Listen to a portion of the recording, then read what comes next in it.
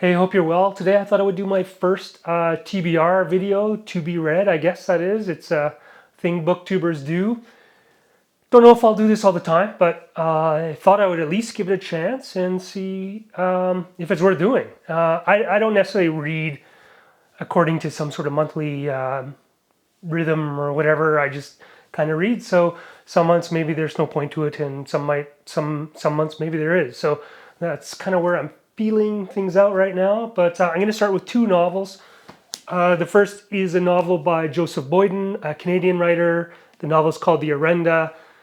It's set in Huronia, sort of Ontario, during the 18th or 17th century.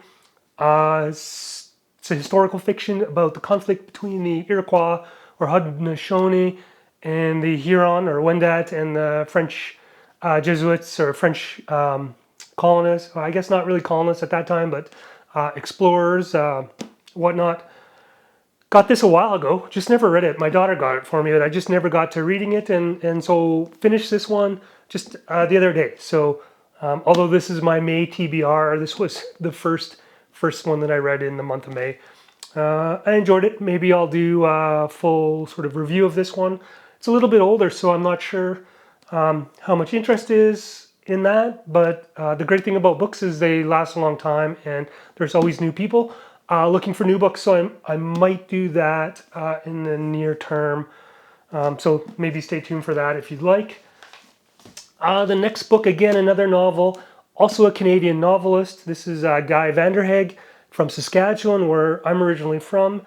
This book is called August into Winter, and looking forward to reading this. It's his newest one. One of his older books, it's quite old now, called The Englishman's Boy, is one of my favorite novels. So hopefully this one lives up to that one. I don't know if it will, but I'm sure it'll be good regardless. Every novel is different, and you shouldn't necessarily expect a novelist to always sort of one up the previous one. So looking forward to August in Winter. The next book, this is the book that I'm currently reading now, is by Jonathan Haidt.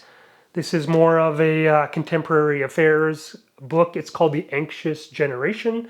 It's how the great rewiring of childhood is causing an epidemic of mental illness. So this is about the use of social media, of phones, really, smartphones, by kids, teens, who start out with smartphones at a very young age and then get into sort of Instagram, TikTok, whatever it is that's big at the time, and how that affects them mentally.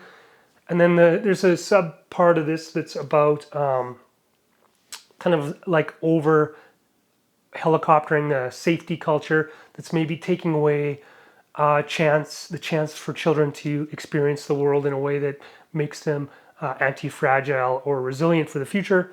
I'm about halfway through this now, and so far it's been really good. I probably will definitely do something more on this one on this channel, because I think it's an important book, and maybe the most important book that I'll read all year, given that I do have a 13-year-old child who I currently, and myself and my wife have currently conflict over social media and phones and all that garbage. So The Anxious Generation by Jonathan Haidt. It's a good one. This is a book that I have on my shelf that I have never picked up, but I plan on kicking this one off probably next after I finish the previous book. This one is called Columbus, and it's the Four Voyages from 1492 to 1504 by Laurence Bergreen.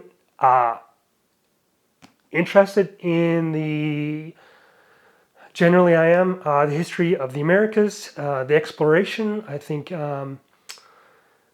it's a topical issue now, and it's an interesting history.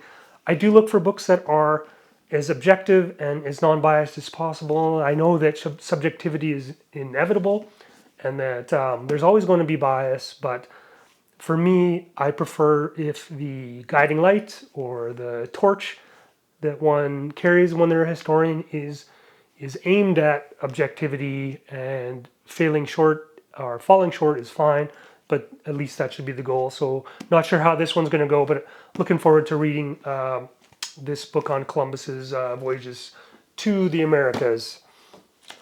And the final one in my TBR, my to be read list, is another book that's sitting on my shelf that I've been planning on for a while.